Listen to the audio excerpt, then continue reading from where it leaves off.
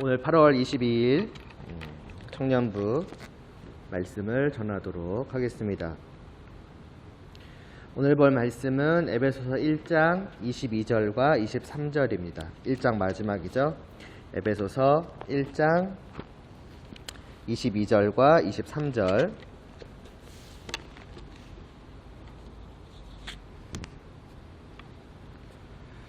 제가 봉독하겠습니다. 또 만물을 그의 발 아래에 복종하게 하시고 그는 만물 위에 교회의 머리로 삼으셨느니라. 교회는 그의 몸이니 만물 안에서 만물을 충만하게 하시는 이의 충만함이니라. 아멘. 기도드리시겠습니다. 하나님 아버지, 이 시간 또 하나님의 말씀을 저희가 듣고자 합니다. 하나님과 그 하나님의 크신 능력을 알게 하여 주시옵시고, 이로 말미암아서 우리가 그 구원에 대한 확신을 가지고 정말 그 미래의 기업에 대한 소망을 가지고 이 땅을 살아가게 하여 주시옵시고, 그 살아가는 모든 나날이 정말 평안과 위로로 가득할 수 있게 하여 주시옵소서. 예수님의 이름으로 기도드리옵나이다. 아멘. 자, 지난 시간에 우리는 그 하나님의 그 지극히 크신 능력, 19절에서 보았던 하나님의 지극히 크신 능력이라고 하는 것이 어떠한 것인지, 얼마나 크다고 하는데 얼마나 크고 놀라운 것인지에 대해서 이제 20절부터 이어졌던 그 바울의 설명을 보았습니다. 하나님의 능력은 우리들에게 먼저 베풀어지기 이전에 예수님께 베풀어졌었죠. 그래서 그 예수님을 죽은 자들 가운데서 다시 살리셨으며, 또 하나님께서는 그 능력으로 다시 살리신 그분을 하늘 위로 올리셔서 자신의 보좌 우편에 앉히셨고, 그래서 이 세상의 그 모든 지도자들이라고 할 만한 자들 위뿐만이 아니라 모든 영적인 존재들, 그러니까 그 어떤 존재들보다도 높은 곳에 그 위에 있도록 하셨으며, 그래서 그 모든 것들, 만물을 단순히 어떤 존재들만이 아니라 그냥 말 그대로 모든 것, 온 세상 모든 것들을 그 발 아래에 두시고 다스리도록 하셨습니다. 말 그대로 그분은 온 세상의 주인이요 왕 되게 하신 것이지요. 부활로부터 시작해서 이렇게 높은 곳으로까지 올라 모든 것을 발 아래에 두게까지 하신 것이 하나님의 지극히 크신 능력이며 그것이 구체적으로 드러난 사건이었습니다. 이것이 특별히 우리 성도들에게 중요한 이유가 있지요. 그것은 이와 같이 크신 능력, 그러니까 그 주님께 베푸신 크신 능력이 단지 주님께만 베푼 것으로 그치지 않기 때문입니다. 그것이 바로 오늘날 우리들 모든 성도들에게도 동일하게 베풀어지는 것이기 때문이었죠. 그러니까 나와 관계없는 능력, 나와 무관한 역사가 아니라 주님께 베풀어 주신 그 능력, 그 역사가 바로 나를 향한 능력이요 나를 향한 역사이기 때문에 우리는 주님께 일어난 이 놀라운 일을 통하여서 하나님의 크신 능력을 알 때에 저렇게 크신 능력이구나라고 깨닫는 한편으로 지금 그것이 나에게도 베풀어졌고 베풀어지고 있구나 하는 것을 알 때에 어떠한 마음이 들겠습니까? 아까 기도할 때도 말씀드렸던 것처럼, 기도할 때에도 이제 말하였던 것처럼 그것이 우리에게 평안함과 또 위로와 또 확신을 가져다 주게 되지 않겠습니까? 우리가 지금까지 3절부터 쭉 봐왔잖아요. 하늘에 속한 그 신령한 복을 우리에게 주셨다는 것, 또 우리를 기다리고 있는 미래에 영원한 기업이 있다라는 것, 이러한 것들이 전부 다 분명하고 확실하다. 그건 아니겠습니까? 왜 하나님이 그렇게 하시는데 이러한 것이 우리에게 위로를 또 평안함을 주는 것이지요. 자, 그런데 이런 지난 시간 말씀 그 마지막에 제가 이런 말씀을 드렸었죠. 이와 같이 예수님께 베풀어지는 그 능력의 역사에 대해서 어떤 사람들 이런 질문을 할 수가 있다고요. 뭐냐면은 예수님께 베푸신 것은 베푸신 것이지 그것이 나와 과연 직접적으로 상관이 있겠느냐라고 하는 것입니다. 왜 우리들도 그렇잖아요. 우리가 가지는 능력이든 뭐든 간에 그것들을 모든 사람들한테 동일하게 베푸는 것은 아니거든요. 이 사람에게는 10만큼 베풀고 이 사람에게는 5만큼 이런 식으로 다 다르지 않습니까? 마찬가지로 하나님께서 주님께 베푸신 건 주님께 베푸신 것이고 그것이 하나님의 크신 능력을 나타냈다는 것은 알겠는데 과연 그것이 나에게 동일한 능력으로 동일한 역사로 나타나겠는가? 아닐 수 있지 않겠는가라고 하는 것입니다. 언뜻 타당해 보이는 질문이지만은 그렇지 않아요. 그러니까 이렇게 생각하는 거죠. 주님의 역사를 통해서 내가 위로를 받아야 되는가? 주님의 역사를 통해서 내가 확신을 가져야 되는가? 이런 거죠. 근데 그럴 수 있다는 것입니다. 그 질문은 타당해 보이지만은 아니라는 거예요. 왜냐? 일단 본론으로 들어가기 전에 애당초 생각을 해보세요. 예수님께서 이런 일을 겪으셔야 할 필요가 있으십니까? 본래 예수님은 그냥 모든 것 위에 계시는 분이에요. 낮아지실 필요도 없을 뿐더러 심지어는 죽으실 필요도 없으셨다고요. 근데 그 모든 일을 경험하셨고 하나님께서는 그 모든 일을 그 모든 역사를 일어나게끔 하셨어요. 보내셨고 죽으신 그분을 다시 살리셨고 다시 하늘 위로 올리셔서 모든 것을 다스리게. 그럴 필요가 없는데 왜 했겠느냐는 것입니다. 결국 우리를 위한 것이라고 생각할 수 있죠. 이제 뿐만이 아니라 이러한 것들은 본문을 통해서 더 분명하게 이제 드러나고 있습니다. 보도록 하죠. 지난 시간 우리가 22절 앞부분의 말씀, 또 만물을 그의 발 아래에 복종하게 하시고까지만 보았지 않습니까? 이제 남은 뒷부분을 보죠. 자, 만물을 그의 발 아래에 복종케 하게까지 하신 하나님께서는 또 무엇을 하셨다고 합니까? 그 뒤에 말씀을 보니까 그를 만물 위에 교회의 머리로 삼으셨느니라고 말씀을 합니다. 자, 지금까지 하나님의 그 능력이 베풀어져서 역사하셔서 이제 예수님께서는 어떻게 되셨습니까? 다른 모든 것들과 이제 어떤 관계를 맺고 있는가를 이제 사도 바울이 이제 말씀을 하고 있었죠. 그렇게 역사한 예수님께서는 모든 것 위에 계셔서 만물을 그 발 아래에 두시고 만물은 그에게 복종하고, 마지막 왕과 주인, 예수님으로 말하자면 예수님은 모든 것의 왕이요 주인이시며 다른 모든 것들은 그분의 백성이요 그분의 종이다. 이제 이런 관계라는 것을 말씀을 한 후에, 그리고 나서 이 예수님과 어떤 특별한 관계를 맺고 있는 특별한 존재가 있음을 알리고 있습니다. 그 특별한 존재가 무엇입니까? 바로 교회이죠. 그러니까 다른 모든 존재들은 예수님의 발 아래에 있는데, 그래서 예수님은 발 아래에 있는데 그 모든 것들 가운데에서 교회는 어디에 있습니까? 이 22절 뒷부분의 말씀을 보면은 사실은 교회는 그 모든 것들과는 조금 다른 위치에 있다는 걸 알 수 있어요. 어디에 있다고 합니까? 먼저 만물과의 관계만 해보자면은 만물 위의 교회라고 말씀하고 있죠. 그러니까 만물과 같은 위치에 있는 것이 아니라 모든 것이 이렇게 있다고 하면 교회는 그것들 위에 있는 거예요. 다시 말하자면 하나님께서 이 모든 그 만물 가운데에서, 모든 것들 가운데에서 이 교회만큼은 높이신 것이죠. 그래서 이 높이신 교회는 그 아래에 있는 만물과는 다른, 그 주님과 어떤 다른 관계를 맺도록 하시는데, 그 관계가 무엇입니까? 교회의 머리예요. 주님은 이 교회의 머리가 되는 관계를 맺으셨고, 반대로 말하자면은 교회는 그 주님의 몸이다. 그러니까 몸과 머리, 머리와 몸이라는 그 아주 특별한 관계를, 그러니까 분명히 다르죠. 발 아래에 두고 모든 것을 다스리는 그 왕과 백성, 주인과 종의 관계와는 분명히 다른 머리와 몸의 관계를 맺도록 하셨다라고 하는 겁니다. 자, 그렇다면은 몸과 머리의 관계는 어떤 거예요? 무엇보다도 이것은 하나로 연결되어 있는 관계입니다.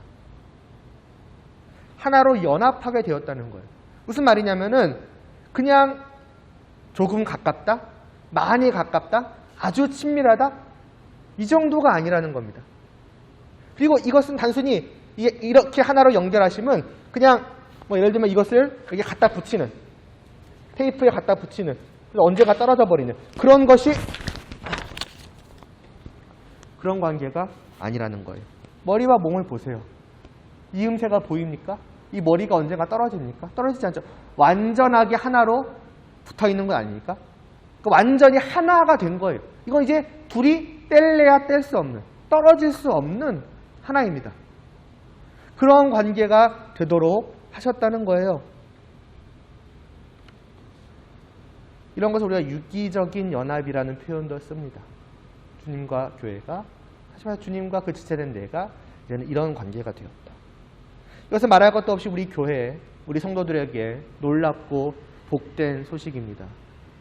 우리야 워낙 교회 안에서 이러한 주님과 교회의 관계에 대해서 몸과 머리라는 그 말씀을 아마 많이 듣고 또 배우기도 하셨을 겁니다. 아마 잘 아실 거예요. 그래서 또 그 얘기구나 라고 하실 수도 있어요. 그러나 제가 이런 이야기가 나올 때마다 드리는 말씀이 있죠. 이것을 그냥 어떤 아무런 감흥 없이 받아들일 수 있을 만한 내용이 아니라는 겁니다. 만약에 내가 이러한 사실 앞에서 그냥 말 그대로 그냥 하나의 지식으로서 또 들은 내용을 다시 한번 듣는다는 느낌으로 지금 다 받아들이고 아니면 그렇게 부정적으로까지는 아니더라도 별로 어떤 내 마음에 무언가가 없이 그냥 듣고 넘어가고 알고 넘어가고 있는 것이라고 한다면은 여러분 다시 한번 오늘 이 말씀 앞에서 느끼시기를 바라요. 이것이 그렇게 무감각하게 감흥 없이 넘어갈 만한 일이 아니라는 것을 오히려 내 마음이 무엇보다 더 뛰게 만드는 그러한 내용이라는 것을 여러분이 다시 한번 느끼셔야 합니다. 왜냐하면 이것은 사실 글 속에 있는 내용이 아니라 우리의 실제이기 때문이에요. 나의 현실에 일어나고 있는 일이에요. 내가 지금 경험하고 있는 일이고 그것도 그냥 일이 아니라 정말 놀라운 일이라고요. 그것을 여러분이 이 말씀을 통해서 다시 한번 깨닫고 느끼게 되기를 바란다는 것입니다. 우리의 몸된 그러니까 우리가 그 몸이 된 그러니까 몸된 우리의 그 머리 되시는 그분은 누구십니까? 이미 앞에서 봤죠. 하늘 위에 올라가 계십니다. 가장 높은 곳 위에 계셔서 만물을 그 발 아래에 두시고 다스리시는 분이에요. 다르게 말하자면 정말 영광되다는 표현이 정말 그렇게 어울리는 분이 없을 정도의 그러한 분이시라는 것이죠. 반면에 그분과 하나 된 우리는 어떻습니까? 그분 앞에서 우리는 보잘것없는 존재인 거예요. 뭐 자기 비하를 하라는 게 아니라 비교를 해봤을 때 그렇다고 하는 거죠. 누가 주님 앞에서 자기의 무언가를 드러낼 수가 있겠습니까? 정말로 주님의 주님 되심을 주님께서 만물을 발 아래에 두시는 왕이요 주인이시라는 사실을 아는 사람이라면은 진정으로 깨달아 아는 사람이라면은 그분 앞에서 자연스럽게 낮아질 수밖에 없는 것이고 그분 앞에서 자연스럽게 자신의 보잘것없음을 깨달아 알 수밖에 없는 거예요. 감히 자신 있게 그분께 나아갈 생각을 못하는 거죠. 마치 옛날에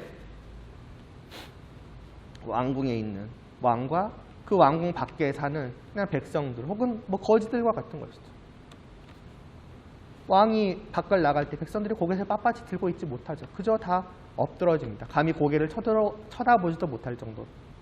물론 그것이 법적으로 그렇게 돼 있기도 하겠지만은 그 위엄 앞에서, 그 영광 앞에서 감히 낯을 못 드는 것이죠.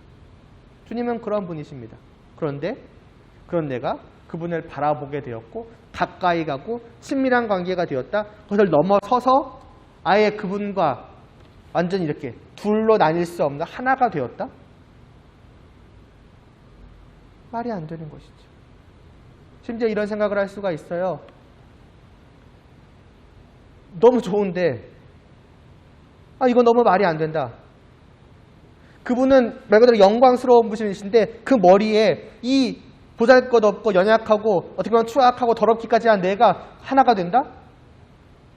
너무나 불균형스럽죠.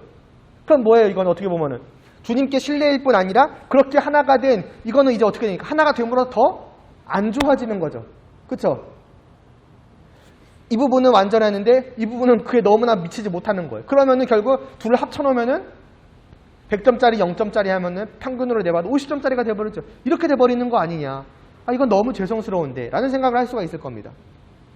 그래서 우리가 이미 1장 시작하면서 무엇을 봤습니까?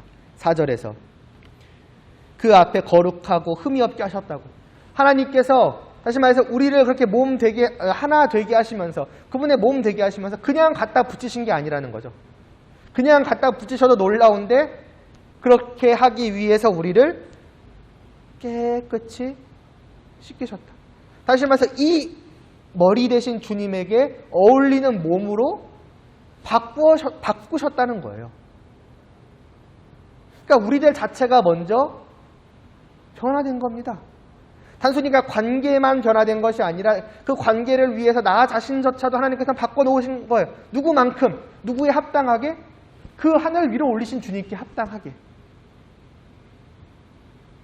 그렇게까지 하셔서 나를 붙이신 것이 연합하게 하신 것이죠.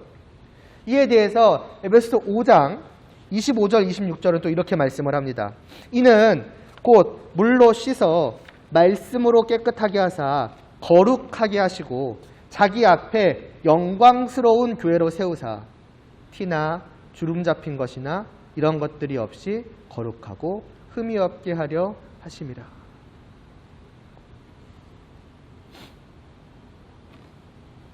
우리를 완전히 아무런 연약함, 부족함, 더러움, 흠집 하나 없이 깨끗하게 만드셨을 뿐더러 영광스러운 교회로 만드셨다. 영광스러운 존재로. 아까도 말했죠. 그 영광이라는 건 지난 시간에도 말했을 거예요. 지지난 시간이었나? 영광이라는 말은 오직 주님께 합당한 거예요. 근데 그 영광스러움이 우리도 갖도록 하신 거예요. 네, 주님과 하나 되게 하시니까.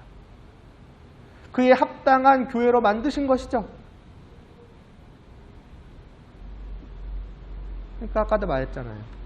하나님께서 단지 주님만 높이신 것이냐, 주님만 영광된 자리에 올리신 것이냐? 아니라는 거예요.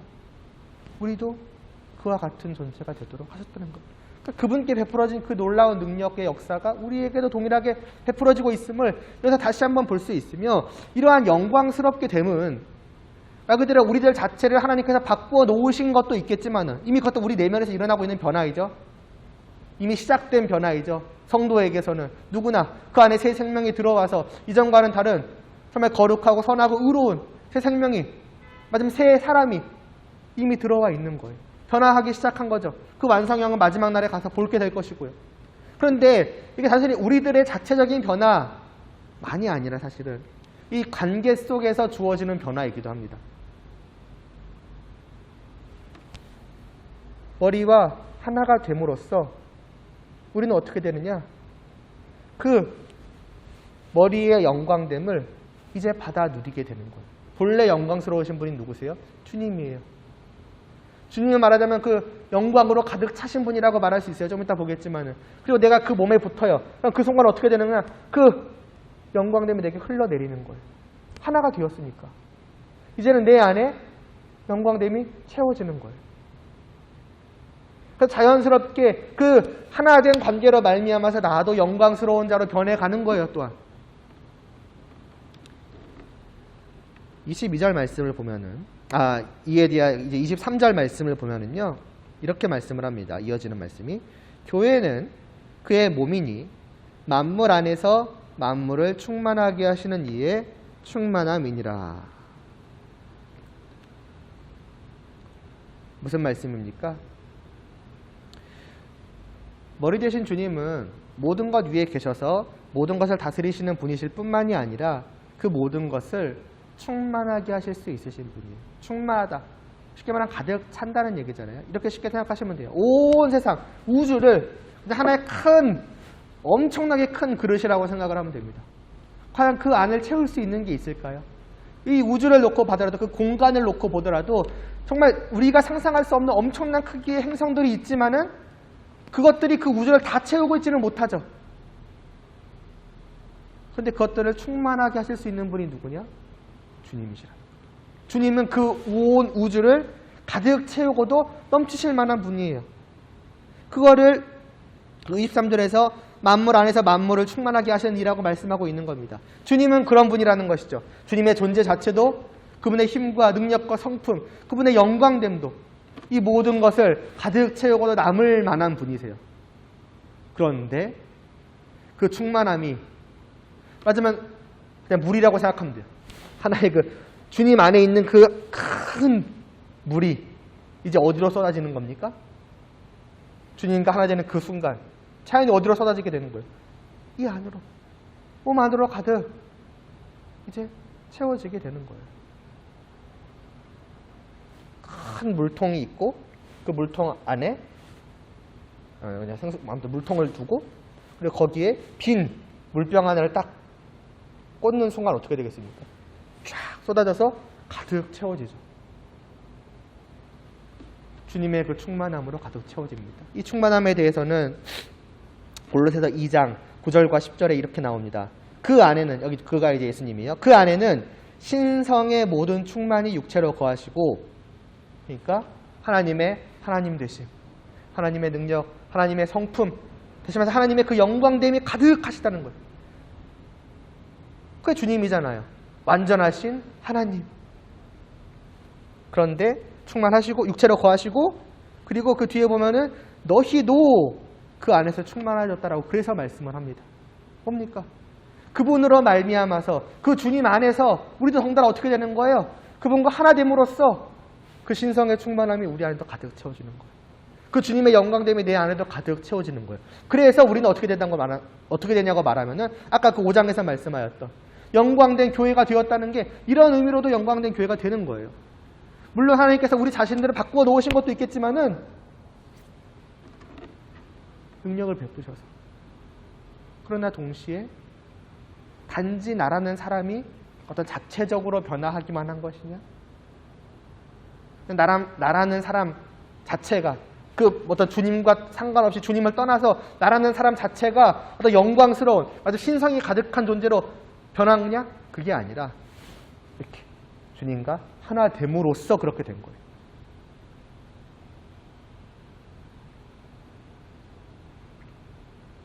그러니까 쉽게 생각하면 이렇게 보면 되겠죠. 주님께서 나를 깨끗이 씻기시고 나와 이렇게 하나로 연합하시고 그 안에 자신의 모든 것들을 부어주십니다. 하나님께서 크신 능력으로 우리를 그렇게 만드셨다라고 하는 겁니다. 그게 내 안에 일어난 변화라고 하는 거예요. 그래서 이렇게 생각을 하면 되겠죠. 그 영광됨에 대해서 말할 때 우리는 이렇게 생각할 수 있는, 이제는 내가 빛나나? 내가 영광된 자인가? 나의 빛남인가? 이렇게 생각할 수 있겠지만은 자세히 살펴보니까 내 안에 있는, 나에게서 드러나는 이 영광은 사실 누구의 영광인 거예요? 머리 대신 주님의 영광인 것이죠. 맞으면 나는 그냥 굳이 말하자면 깨끗하게 만들어진 빈통인 거예요. 그런데 그 안에 뭐가 가득 채워지냐? 예를 들면 게토레이가 가득 채워지면은 이제 그 빈 병은 무슨 색깔로 빛나니까? 게토레이 그 약간 형광색으로 빛나는 건 좀 아니지만 형광색이 되지 않습니까? 그건 나의 영광이지만 내 안에 있으니까 내 영광이 아니죠. 그 게토레이, 나에게 부어지는 그 게토레이의 영광이 아니겠습니까? 그렇게 생각을 하면 되겠죠. 그러나 어쨌든 그것은 이제 나의 영광이 되는 거예요. 다만 내 안에서 흘러나오는, 내게서부터 어떻게 보면 내가 생성해낸 영광이 아니라는 이제 그런 의미라고 생각을 하시면 되겠습니다. 어찌됐든 우리는 이제 그렇게 되었다는 거예요. 사실 주님을 떠나서 우리를 이렇게 생각할 수가 없는 것이죠. 내게서 나오는 영광이든 무슨 영광이든 무슨 의미가 있겠습니까? 나는 이제 주님을 떠나서 생각할 수 없는데요. 그러니까 사실은 말할 수 있는 거예요. 나는 이제는 영광된 자라고, 네 안에는 영광이 가득하다고, 나는 빛나는 자라고 당당하게 말할 수 있는 것이죠. 나는 이전과 같이 보잘것없고 초라하고 어떻게 보면은 주님 앞에서뿐만이 아니라 다른 사람과 비교해봐도 나는 좀 부족한 것 같은데, 나는 좀 연약한 것 같은데, 쟤는 왜 이렇게 굉장하지? 쟤는 왜 이렇게 좋지? 그런 게 아무런 의미가 없어요. 이제는 내 본래의 모습이 어땠든, 심지어 내 지금의 모습이 어떻든 상관없이 나는 이 세상 그 무엇보다도 가장 빛나고 영광된 존귀한 존재가 되었습니다. 나의 머리 대신 주님으로 말미암아 난 이제 그렇게 변하게 되었다라고 하는 것입니다. 조금도 덜어짐이 없어요. 조금만 부어주심이 없어요. 그 충만함이 내 안에 가득해요. 주님께서는 그렇게 나를 부어주십니다.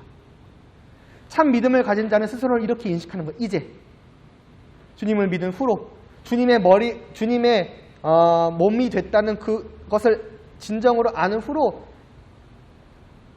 이제 나는 그런 사람이구나라고 스스로를 인식하는 거예요. 그래서 이제는 그냥 나를 보는 것이 아니라 주님 안에 있는 나, 주님과 하나 된 나, 주님의 몸 된 나, 근데 주님의 영광으로, 주님의 충만함으로 가득 찬 나, 그게 바로 성도인 나요, 그 성도의 연합인 교회이다. 이렇게 자기를, 그리고 우리들을 인식하며 이제는 살아가게 되는 것입니다. 그래서 예수님께서도 요한복음 15장 4절에서 이런 말씀을 하시죠. 나는 포도나무요, 너희는 가지라. 가지는 그냥 붙인 나무가 아니라 완전히 정말 하나가 되어 있는 나무, 가지. 그러므로 이제 그 나무, 가지는 나는 이제 포도나무다라고 기꺼이 말할 수가 있는 것이고, 포도나무의 맞으면 영광이 이제는 나의 영광이라고 말할 수가 있는 것이고, 그렇게 자기를 인식하는 그 가지는 이제는 포도나무를 떠나서 살아가려고 하지 않겠죠. 포도나무에 달린 가지로서, 포도나무 하나 된 가지로서 살아가려고 하겠죠. 살아간다는 건 뭘 한다는 거겠습니까? 포도나무 열매를 이제는 맺으려고 하는 거예요. 왜? 나는 이전과 다른 거예요. 뭐 썩은 나무, 죽은 나무, 아니면 뭐 하다못해 뭐 다른 나무, 뭐 사과가 됐든 뭐가 됐든 그런 게 아니거든요. 나는 이제는 포도나무 가지예요. 빛나고 영광스러운 포도나무, 물론 포도나무가 우리가 일반적으로 생각하면 뭐 다른 열매들과 비교해서 특별하다 뭐 이런 생각은 안 할지 모르지만 아무튼 비유적으로 봤을 때 그렇다는 거죠. 그럼 기꺼이 나는 이제 포도나무 열매를 맺어야지. 아니 내가 왜 딴 열매를 맺어? 아니, 내가 왜 아무 열매도 안 맺어? 이제는 그렇게 되지 않는 것이죠. 그러니까 어떻게 보면 자기에 대한 당당함, 자신감 뭐 이런 것들을 가지고서 포도나무 가지로, 다시 말해서 주님의 몸으로, 하나님의 백성으로, 자녀로 살아가면서 그 삶의 열매를 이제 뿜어내려고 하는 것이죠. 기쁨, 그 영광됨을 알기. 이것이 성도가 이 땅에서 겪은, 그리고 겪고 있는, 겪어가고 있고 영원히 완전하게 겪을 변화입니다. 이것이 성도의 실제이고 성도의 현실, 놀라운 현실이에요. 놀라운 변화예요. 이거는 실제로 일어난 일입니다. 내가 성도라면 이미 이것을 여러 번 말씀드렸듯이 이미 그 경험하는 가운데 있고 경험해 가고 있는 거예요.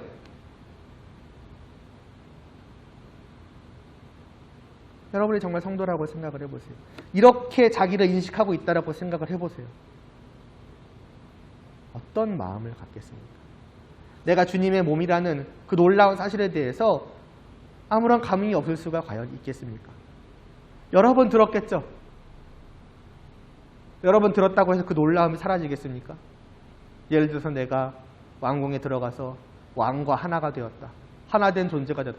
가까운 존재가 되었다라고만 해도 그 사실을 들을 때마다, 상기할 때마다 그것은 뛸 듯한 기쁨이 될 것인데 하나가 되었다? 그것도 이 땅에 있는 왕궁이 아니라 저 하늘에 있는 주님 대신 그 예수님과 내가 이제 하나가 되었다. 그분의 몸이다. 난 뗄래야 뗄 수가 없다. 나누어질 수가 없다. 나는 이제 몸이다. 그분의 영광을 나는 가득 누리는 자이다. 이게 진짜 나라면은 이 사실이 우리의 마음 속에서, 우리의 머릿속에서 사라질 수가 있겠습니까? 이 사실이 정말 내 안에 있다면 또한 내 마음이, 내 감정이 어떠하겠습니까? 그리고 이 사실이 정말로 내 안에 있다면 우리의 삶은 또한 어떠하겠습니까?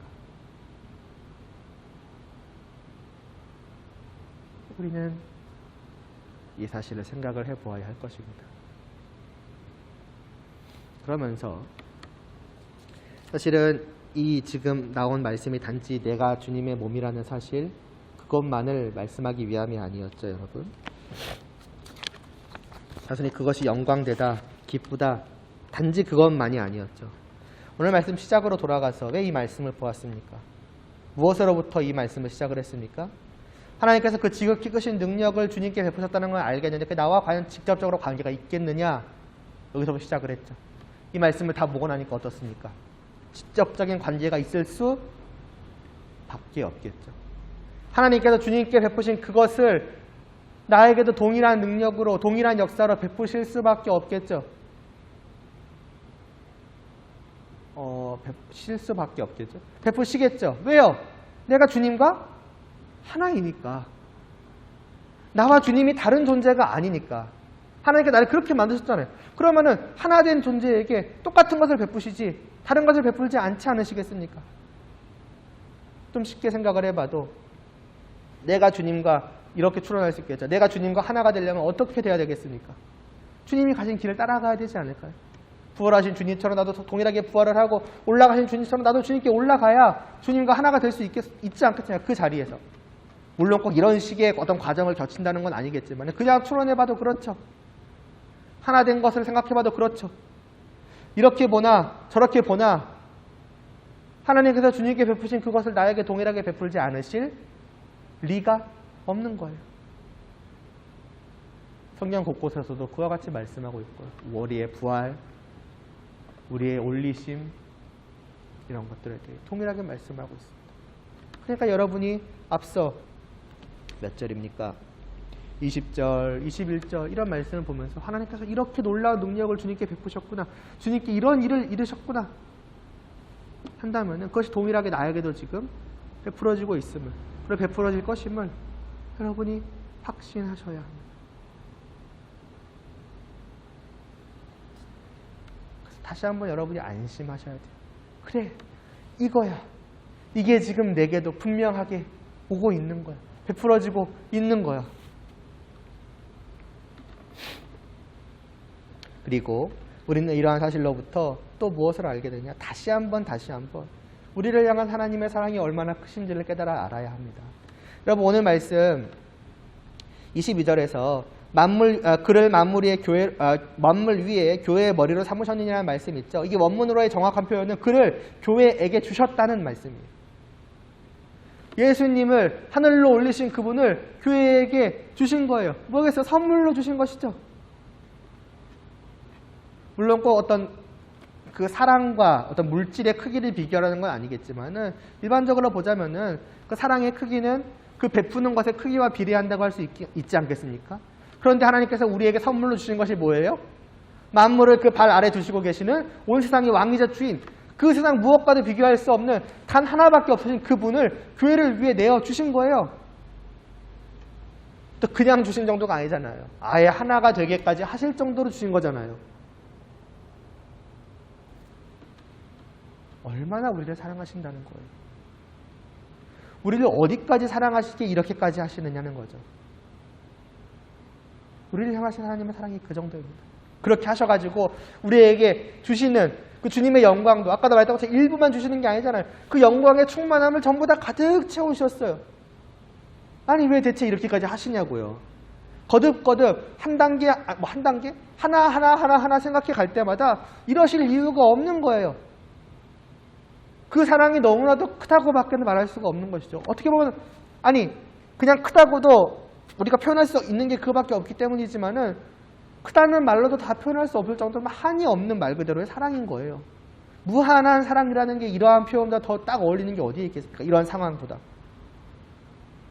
우리를 향하신 하나님의 사랑이 그와 같다.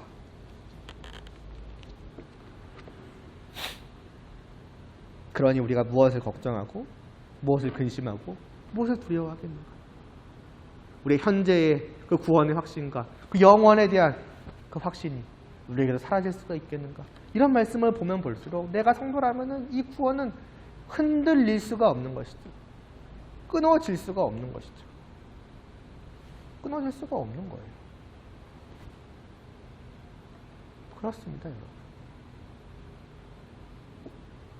이게 1장 마지막에 바울의 말씀이었습니다.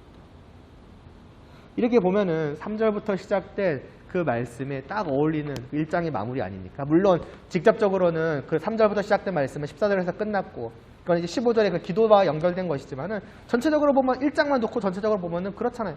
3절에서 하늘에서까지 신령한 복을 주셨다. 또 우리가 13절, 14절에서 영원한 기업이 우리에게 있다. 그래서 소망토록 하는데 그것이 현재 이것이 주어진 것을 알고 또한 미래를 소망하게끔 한 다음에 마지막을 장식하는 게 무엇입니까? 그 모든 것을 행하신 하나님의 크신 능력을 우리에게 다시 한번 알게 하는 것으로 마무리하는 거예요. 뭘 보여주는 것입니까? 어떤 의도이겠습니까? 확실하다는 거예요. 이 모든 것들이 분명하게 주어졌고 영원히 주어져서 중간에 어떤 과정 속에서 조금의 흐트러짐도 없고 조금의 실수나 조금의 실패나 이런 것들이 있을 수가 없다. 우리 자신을 볼 때에는 그런 것들은 불안해할 수밖에 없지만은 사도 바울은 우리를 집중하게 하지 않아요. 너희의 어떠함, 너희가 이렇다, 너희가 저러하지 않느냐, 너희가 잘 간수해야 된다 이런 거에 조금 더 집중하고 있잖아요. 끊임없이 그것을 이루시는 하나님을 비춰주고 있습니다. 하나님이 이런 분이시다. 하나님이 이런 분이시다. 하나님이 이런 분이시다. 그러니 어떻겠느냐. 지금까지 말해왔던 이 모든 것은 확실하다. 그렇게 마무리를 하고 있는 것이죠. 이와 같은 확신을, 그래서 그 확신으로 말미암은 계속 말씀드려왔던 평안과 위로가 이 한 주간도, 그리고 이 땅을 살아가는 모든 날 동안에도 여러분 가운데 잠시도 사라지지 않고 계속 있기를 간절히 바랍니다. 기도드리겠습니다. 하나님 아버지, 오늘도 주시는 이 말씀을 통하여서 우리가 다시 한번 하나님의 크신 능력과 우리를 향하신 그 놀라운 사랑을 알 수 있게 하여 주시옵소서. 지금까지 우리가 보아왔던 그 놀라운 하늘에 속한 신령한 복이, 그 영원한 복된 기업이 하나님으로 말미암아서 우리에게 확실히 주어졌고 영원히 변치 않고 정말 주어질 것임을 저희가 다시 한번 믿게 하여 주시옵시고 더욱더 확신하게 하여 주시옵시고, 그래서 이 땅을 평안과 위로 가운데 정말 그 모든 환경 속에서도, 어려운 상황 속에서도 잃지 않고 살아갈 수 있게 하여 주시옵시고, 우리가 이와 같이 영광된 자가 되었다는 사실을 깨달아 알고 정말 그에 합당한 마음가짐, 또 자세, 말과 행동, 모든 삶으로 나타날 수 있게 은혜를 베풀어 주시옵소서. 정말 이 땅을 영광된 성도로, 정말 머리 되신 주님의 몸으로서 늘 살아갈 수 있게 하여 주시옵소서. 예수님의 이름으로 기도드리옵나이다. 아멘.